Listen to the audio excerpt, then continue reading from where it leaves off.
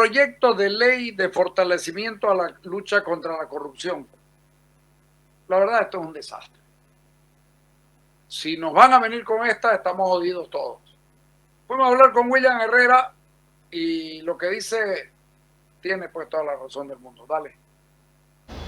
Estamos a solo 10 años de la promulgación de la ley Marcelo Quiroga Santa Cruz. Plantearse una reforma de esta manera, sin reformar antes el sistema judicial, ¿puede ser peligroso para el país?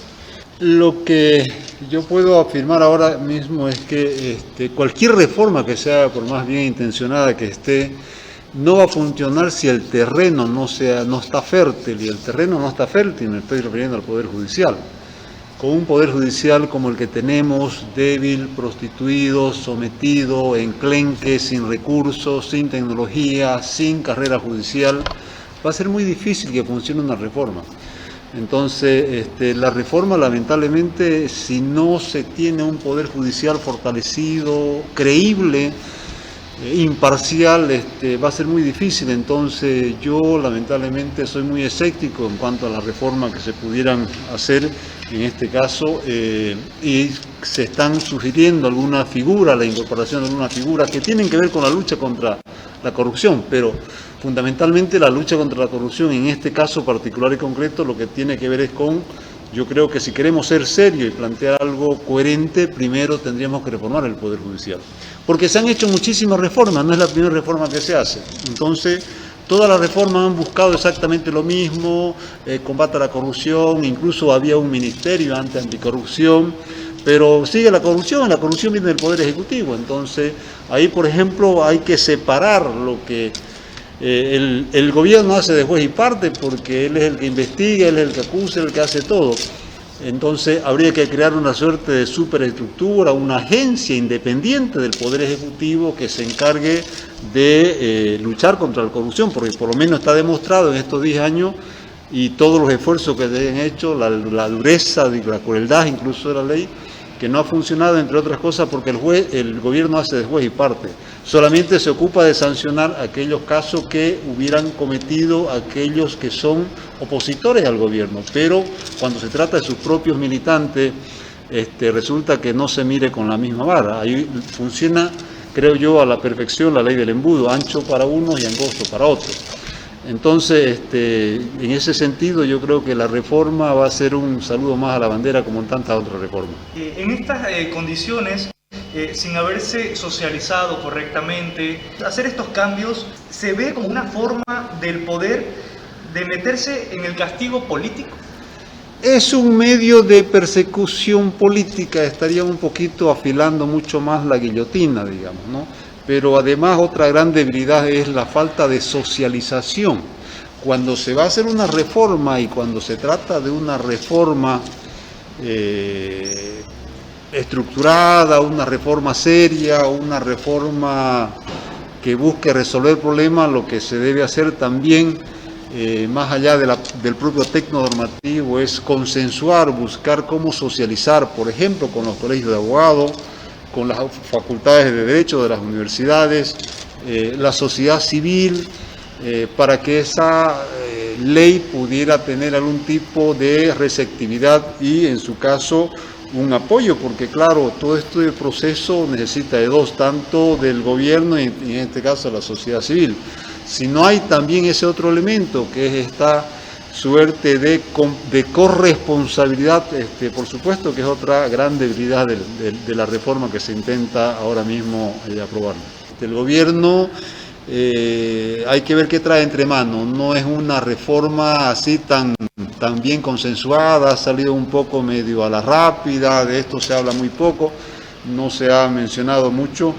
Entonces, pareciera que tiene que ver un poquito con toda esta persecución política. De alguna manera es para sospechar, es un proyecto sospechoso desde mi punto de vista.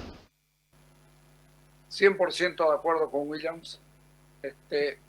Fíjense, por más bien intencionada que esté, dice William, pero a ver, recordemos que quien propone este proyecto de ley y todas estas cosas es el que tenía que comenzar a trabajar la ley de reforma y de adaptación y de modernización del Poder Judicial, y no fue capaz de lograr que se reúna la comisión. Y ahora está buscando delación premiada. Por favor. ¿Sabes qué? Como dice William, afilando la guillotina. Hablamos con el doctor Ciro Áñez desde la oficina y esto es lo que nos dijo. Dale. El tema es el siguiente. Este proyecto de ley de fortalecimiento de lucha contra la corrupción que sale de la noche a la mañana y uno dice, la ley de lucha contra la corrupción, Marcelo Quiroga, tiene 10 años. No se debe haber cumplido el 10%. La estructura del sistema judicial boliviano, porque para que esto dé resultado tiene que la ley estar funcionando. La estructura del sistema judicial en el país hace agua por todos lados. El ministro no pudo hacer una comisión y ahora nos aparece con un proyecto de ley de fortalecimiento de la lucha contra la corrupción.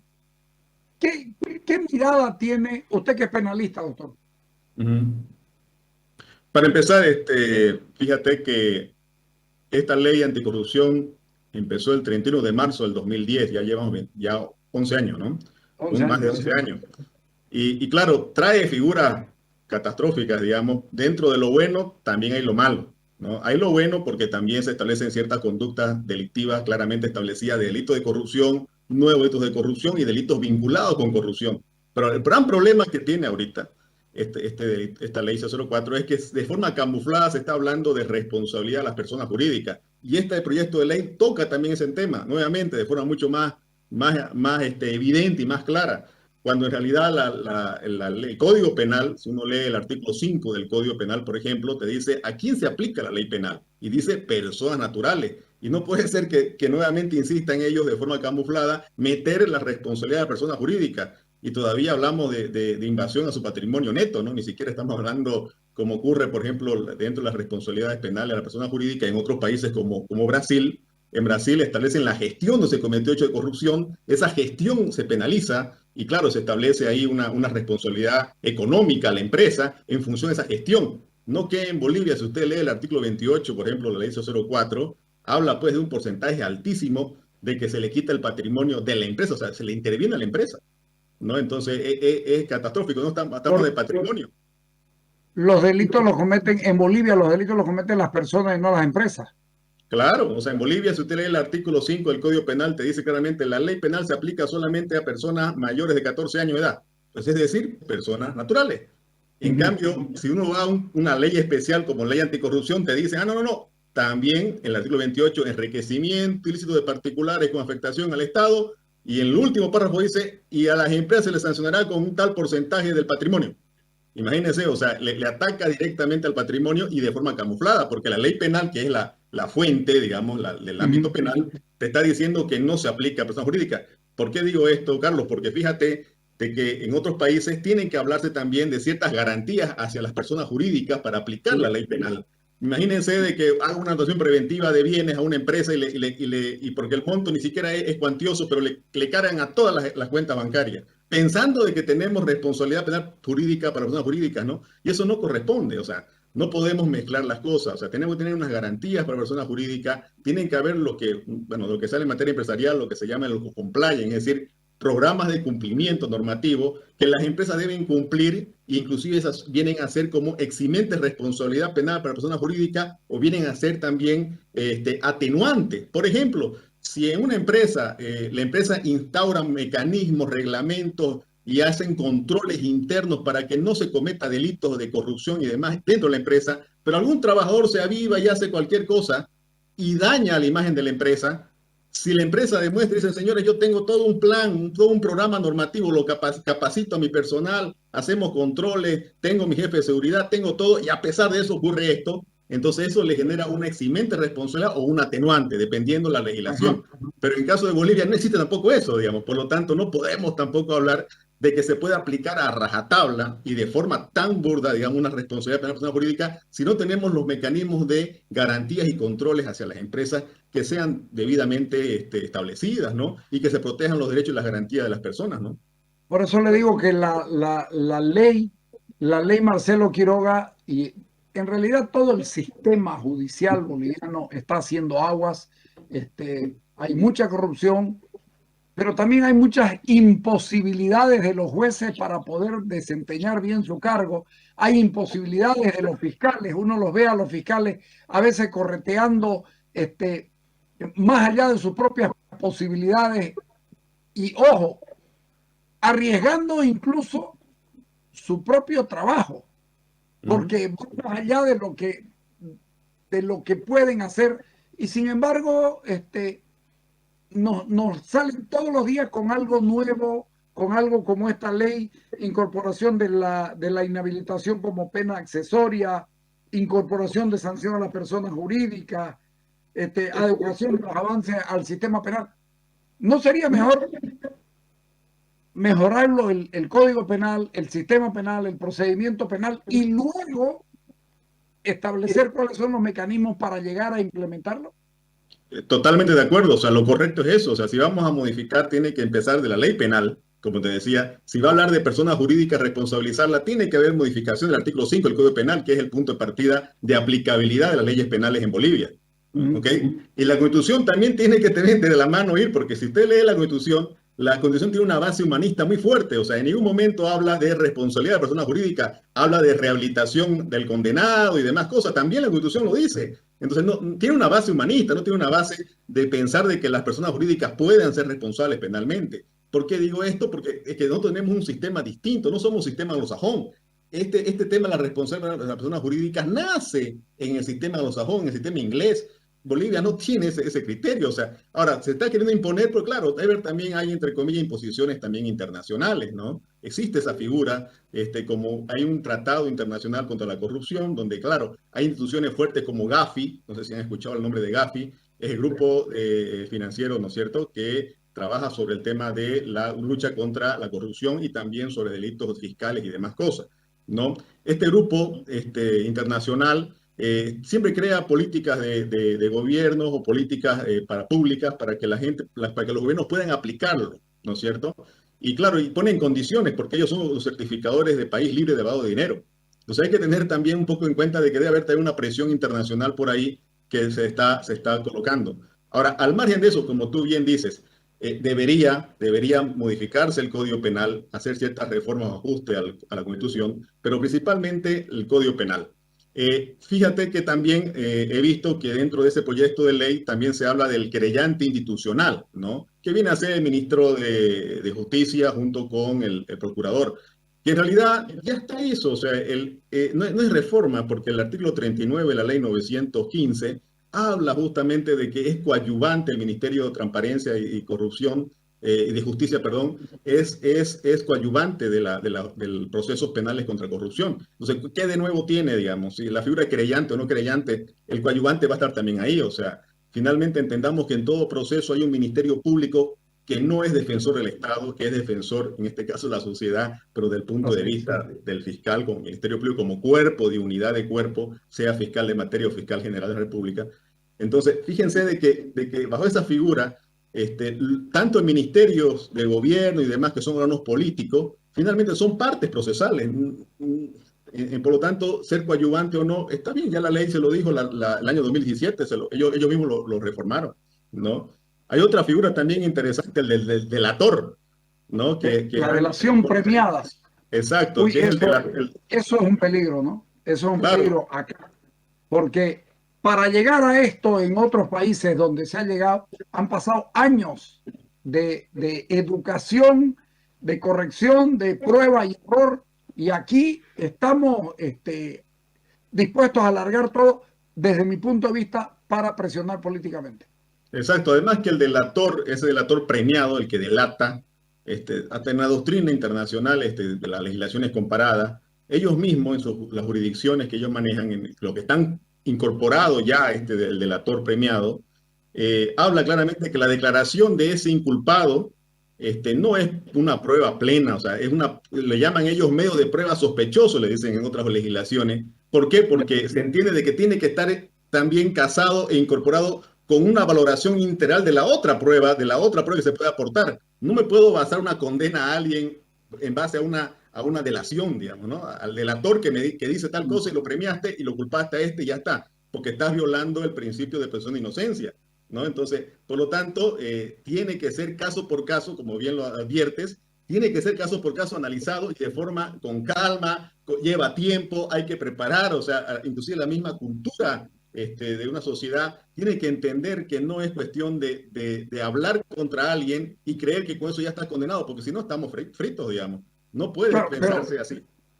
pero yo cuando los escucho decir esto y los veo explicar, no nos explican lo medular del asunto.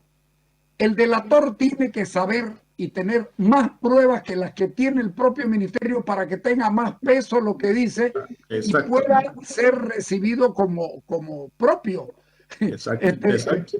Y no nos están diciendo esto, es decir, Claro. nos dan de a poquito para que digamos todo está bien, pero después cuando acordemos esto va a ser, yo me pongo a pensar en esto con relación al caso Hotel Las Américas, por ejemplo, el caso Rosa, y me pongo a temblar porque las barbaridades que han podido hacer con esto, ¿no?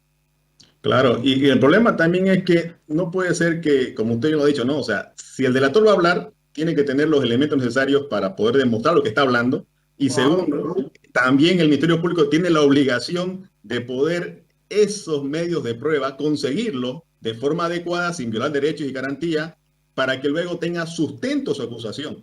Porque si no, no tiene sentido. Además que todo esto va pensado hacia juicio oral. Es decir, tenemos que pensar que en juicio oral va a valer esa delación, ¿no? Porque imagínense que en etapa preparatoria pensemos de que lo que diga cualquier ciudadano o cualquier persona va a ser tomado como si fuese una verdad absoluta, digamos así, el miedo que hay, digamos, que empezás a perseguir gente, pero que en realidad lo que importa es el proceso judicial, el juicio oral en sí, y que exactamente esa delación premiada responda y vaya acompañado con pruebas necesarias, además de la delación en sí, de la declaración del inculpado, para que fortalezca la sentencia. Si no, estamos hablando de que en base inclusive a medias verdades podamos perseguir a medio mundo y nunca haya sentencia.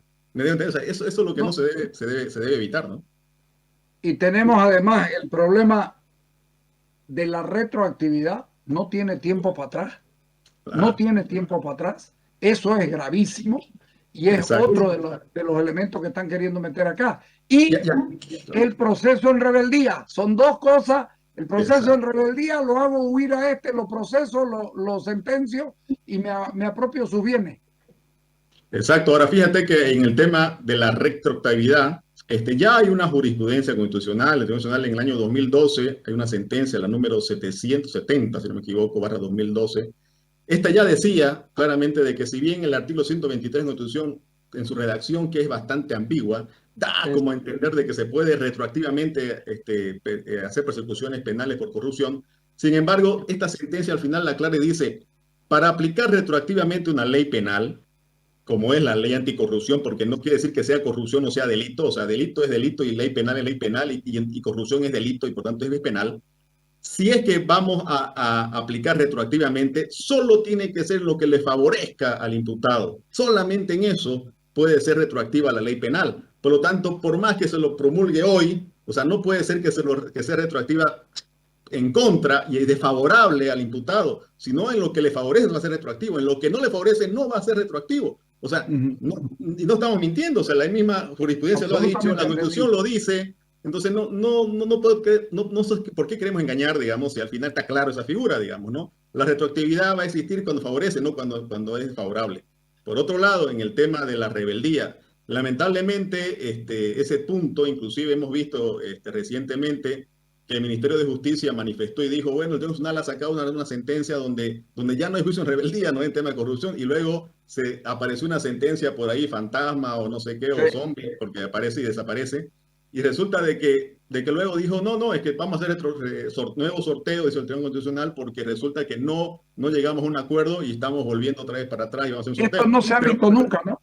Claro, Esto no se ha nunca. visto nunca. Claro, entonces ahí se da cuenta de que la independencia del Tribunal Constitucional está en juego, digamos, ¿no? O sea, se supone de que el Tribunal Constitucional, a nivel de doctrina constitucional, por ejemplo, se entendería que no debería ser parte del Poder Judicial, inclusive el Tribunal Constitucional, si seguimos criterios muy fuertes Claro. de la perspectiva de Kelsen, debería esto mantenerse así. Pero sin embargo, no, o sea, aquí la independencia se ha perdido porque si el Ministerio de Gobierno o de Justicia, perdón, tiene información y te dice, están haciendo esto y el otro retrocede, o sea, está claro de que perdió independencia, ¿no? Por lo tanto, la credibilidad también del mismo tribunal ha sido visto afectada.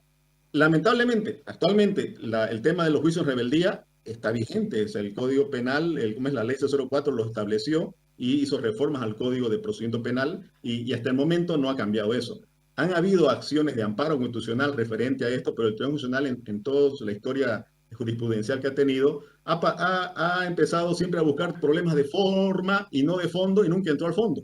Por lo tanto, nunca resolvió el tema de la rebeldía. Ese caso que quedó por ahí volando, aparentemente parece que es un tema de fondo muy importante, pero que no están tampoco atreviendo de frente a decirlo. Entonces considero de que más bien debería esto motivar a crear insisto, ¿no? Como hablábamos anteriormente, a hacer una acción de incondicionalidad a estos proyectos de ley. Porque justamente aprovechar, insisto, eso, hay que tomar la palabra, bueno, ¿querés modificar? Pues bueno, yo también te voy a observar, digamos, otro punto y que vaya en consulta esto al Tribunal Constitucional para ver qué pasa, ¿no?